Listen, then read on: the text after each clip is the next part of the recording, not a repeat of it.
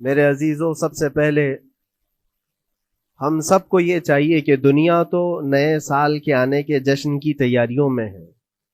گناہوں کے اڈے سجائے جا رہے ہوں گے، لوگ ادھر سے ادھر سفر بھی کر رہے ہوں گے، اہتمامات کر رہے ہوں گے، لوگ ایک نئے سال کے استقبال کی تیاریاں کر رہے ہیں۔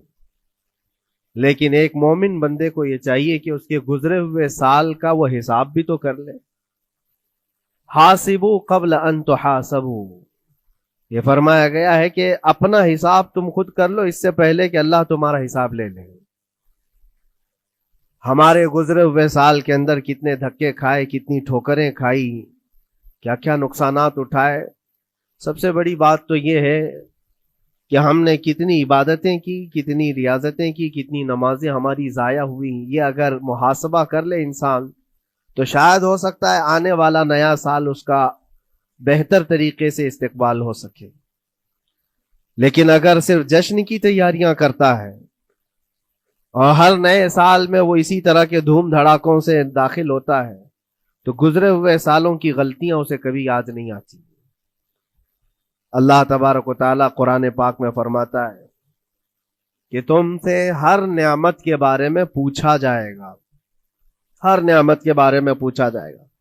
حدیث پاک میں ہے، نبی کریم صلی اللہ تعالیٰ علیہ وسلم فرماتے ہیں کوئی انسان قیامت کے میدان سے اس وقت تک اپنا پیر نہیں ہٹا سکتا جب تک 5 سوالات اس سے نہ کر لیے جائیں۔ 5 سوالات میں سب سے پہلا سوال کیا ہوگا؟ اللہ تعالیٰ یہ پوچھے گا کہ میں نے تجھے جوانی دی، تو نے کہاں کہاں خرچہ کیا؟ یہ پہلا سوال ہے۔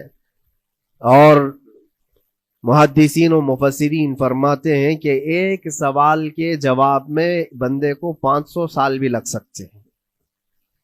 اپنی صرف جوانی کا حساب دیتے دیتے کسی کو 500 سال، کسی کو 700 سال لگ جاتے ہیں۔ باقی کے جو 4 سوالات ہیں وہ بعد میں ہیں۔ اللہ نے صحت عطا کی تو اس کا استعمال کیسے کیا، دولت عطا کی تو اس کا استعمال کہاں کیا۔ صرف جوانی کا جواب دینے میں جب 500 سال لگ جاتے ہیں تو پوری زندگی کا حساب کیا دے پائے گا؟ اسی لیے میرے عزیزوں، جس کے پاس آج جوانی ہے یا گزر چکی ہے وہ غنیمت جانے، ایک ایک لمحے کو غنیمت جانے۔ اور ایک حدیث پاک میں آپ کو بتاتا ہوں، اللہ کے حبیب صلی اللہ تعالی علیہ وسلم فرماتے ہیں 5 چیزوں کو 5 چیزوں سے پہلے غنیمت جانو۔ اس میں سے 2-3 میں ذکر کرتا ہوں۔ حضور پاک صلی اللہ تعالی علیہ وسلم فرماتے ہیں اپنی صحت کو غنیمت جانو بیمار ہونے سے پہلے۔ آج صحت مند ہو تو اس کی قدر کرو بیمار ہونے سے پہلے۔ ہاتھ نہیں ٹوٹا ہے ابھی، پاؤں نہیں ٹوٹا ہے، سر سلامت ہے، سوچنے کی طاقت ہے، زبان سلامت ہے۔ اپنی صحت کو غنیمت جانو اور ہر دن اللہ کا شکر ادا کرو کہ مولا میری طاقت اور میری حیثیت سے زیادہ تو نے مجھے عطا کیا ہے۔ اور اگر اپنی صحت کا خیال نہیں ہے، قدر نہیں ہے، تو جاؤ کبھی کسی کینسر ہاسپٹل میں جا کر کے دیکھو، کئی ایسے لوگ ہیں جو موت اور حیات کے بیچ لڑ رہے ہیں۔ کچھ تو ایسے ہیں جو روز موت کی تمنا کرتے ہیں لیکن موت بھی نہیں۔ مجھے یاد ہے آج تقریباً 8-9 سال ہو گئے ہوں گے، ایک کینسر ہاسپٹل میں ایک ادھیڑ عمر کے شخص سے ملاقات، میں تیمارداری کے لیے یا عیادت کے لیے جایا کرتا تھا۔ اس شخص نے بستر پر لیٹے لیٹے کہا اس کے گردن میں ایک ایسی عجیب قسم کی کینسر کی پھنسی تھی جس سے ہمیشہ خون اور پیپ رستا رہتا ہے، کافی دنوں سے ہاسپٹلائزڈ ہے۔ لیکن ایک اس کی جو گڑ گڑاہٹ دیکھا اور ریکویسٹ میں نے سنا، کہا کہ حضرت صرف اتنی دعا کر دے کہ میرا سر اٹھے اور میں سجدہ کر سکوں، اس لیے کہ جوانی میں نے سجدے نہیں کی، اللہ کے عبادت نہیں کی، اور آج شدت سے خواہش ہوتی ہے کہ میں عبادت کروں یا سجدہ کروں، لیکن سر اٹھاتا ہوں تو یہاں سے پیپ اور خون شروع ہو جاتا ہے، اب وہ طاقت نہیں ہے۔ اس دن میرے دل پہ یہ بات لگی، کیا سچ فرمایا میرے آقا صلی اللہ علیہ وسلم نے، اپنی صحت کو غنیمت جانو بیمار ہونے سے پہلے، کہیں ایسا وقت نہ آئے کہ تم سجدہ کرنا چاہو لیکن تمہارا سر اٹھانے کے قابل بھی نہ رہے، تمہارے پاس وہ طبیعت بھی نہ رہے۔ ایک یہ تو پہلی چیز ہے. دوسری چیز نبی مکرم صلی اللہ علیہ وسلم ارشاد فرماتے ہیں کہ تم اپنی جوانی کو غنیمت جانو بڑھاپا آنے سے پہلے. جوانی کو غنیمت جانو بڑھاپا آنے سے پہلے. آپ کو پتا نہیں ہے بڑھاپا کیا ہوتا ہے؟ بڑھاپے میں صرف خواہشیں رہ جاتی ہیں, کرنے کی تمنا رہ جاتی ہے لیکن طاقت نہیں رہتی. بڑھاپے کے اندر اعضاء ڈھیلے ہو جاتے ہیں, نہ وہ صحیح ڈھنگ سے پوری عبادت کرنے کے قابل رہ جاتا ہے, بلکہ وہ سوچتا رہ جاتا ہے کہ کاش میں اپنی جوانی میں اتنی نمازیں پڑھ لیا ہوتا, اتنی تسبیح پڑھ لیا ہوتا, لیکن کر نہیں پاتا. اسی لیے اللہ کے نبی صلی اللہ علیہ وسلم نے فرمایا بڑھاپا آنے سے پہلے اپنی جوانی کی قدر کر لو. اور اتنی تیزی سے یہ جوانی جاتی ہے پتہ بھی نہیں چلتا, بہت تیزی سے گزر جاتی ہے. جوانی ایسا شباب ہے کہ یہ بجلی کی طرح بھاگتی چلی جاتی ہے, کیونکہ جوان ہوتے ہی آدمی کے اوپر ایسی ذمہ داریاں آئیں. اس کو شادی کا خیال آیا, شادی کیا, بچوں کا خیال آیا, بچے ہوئے, پالنے کی بات, گھر بنانے کی فکر, بزنس کی فکر, جاب کی فکر. ان تمام چیزوں میں اتنا گھرا رہا کہ جوانی نکل گئی, بال سفید ہو گئے, پتہ ہی نہیں چلا, بڑھاپا آ گیا. اور اس کے بعد بڑھاپے میں اس کو احتساب کرنے کا موقع ملے تو سوچتا ہے کہ میرے پاس جوانی کے اتنے سال تھے, کاش میں عبادت کیا ہوتا یا کچھ کر لیا ہوتا. لیکن ایک بات یاد رکھو, گیا وقت پھر ہاتھ آتا نہیں, سدا دور دورہ دکھاتا نہیں. سب سے قیمتی چیز دنیا کی یہ وقت ہے جو گزر جاتا ہے.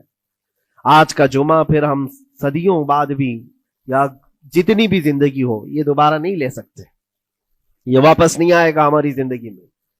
2024 کا یہ آخری جمعہ ہے, پوری دنیا سر پٹک لے دوبارہ یہ جمعہ واپس نہیں لا سکتی گزر جانے کے بعد.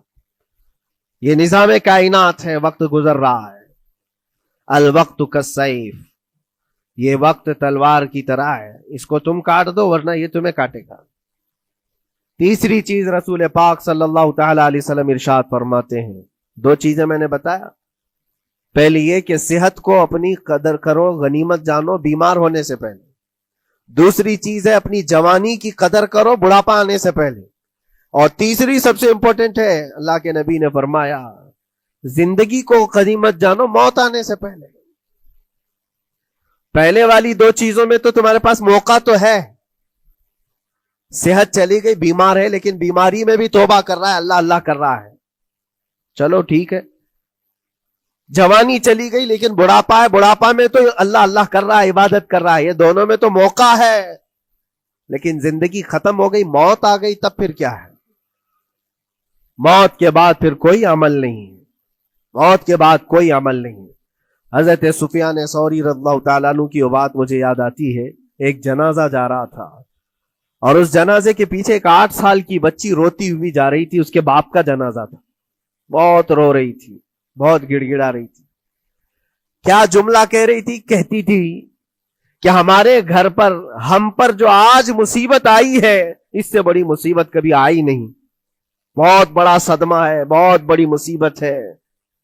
تو حضرت سفیان ثوری نے اس بچی سے کہا بیٹا تمہارے اوپر جو مصیبت آئی, تمہارے گھر پر جو آئی, وہ کل کو ٹھیک ہو جائے گی, تم پھر معمول پر آ جاؤ گے.